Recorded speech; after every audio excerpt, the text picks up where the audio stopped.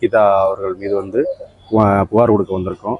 அவங்க கிட்டத்தட்ட ஆலம்பட்டியை சேர்ந்தவங்க. அவங்க குடும்பத்தாரே மிக மோசடி பேர்வழிகள் எல்லாருமே. அவங்க குடும்பத்தை சேர்ந்த அப்பா, தாய், தந்தை, மகள், மனைவி வரைக்கும் எல்லாருமே மோசடி பேர்வழிகள்.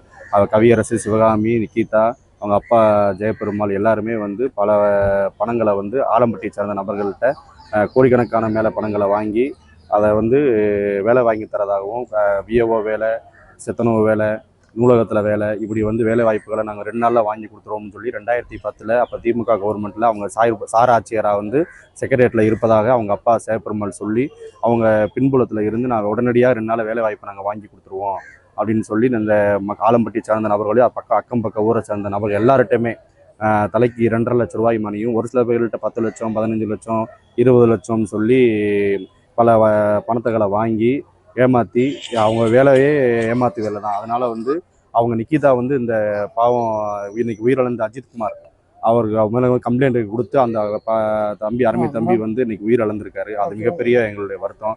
இந்த விவரம் தெரிஞ்சதுக்கப்புறம் நாங்கள் எல்லாருமே சேர்ந்து நிக்கிதா மேலே கம்ப்ளைண்ட் கொடுக்குறோம். இன்னைக்கு கம்ப்ளைண்ட்டும் கொடுத்துட்டோம். கண்டிப்பாக சொல்கிறேன், அந்த மடப்புறம் காளியம்மன் கோயிலில் நடந்த சம்பவம் நிக்கிதாவால் உருவாக்கப்பட்டதாக தான் இருக்குமே தவிர அவர் அந்த பையன் மேலே எந்த பாதிப்பும் இருக்காது. அதனால் இப்போ அவங்களுக்கு திமுக சேர்ந்த நபர்கள் மட்டும்தான் உறுதுணையாக இருக்காங்க.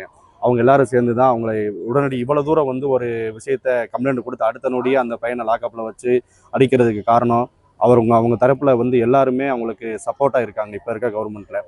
அதனால அவங்க ஒரே ஃபோன்லேயே இவ்வளோ தூரம் அதிகாரிகளை பயன்படுத்தி பண்ணுறாங்கன்னா எவ்வளோ பெரிய மோசடியாக இருப்பாங்கன்னு நினச்சி பாருங்கள்.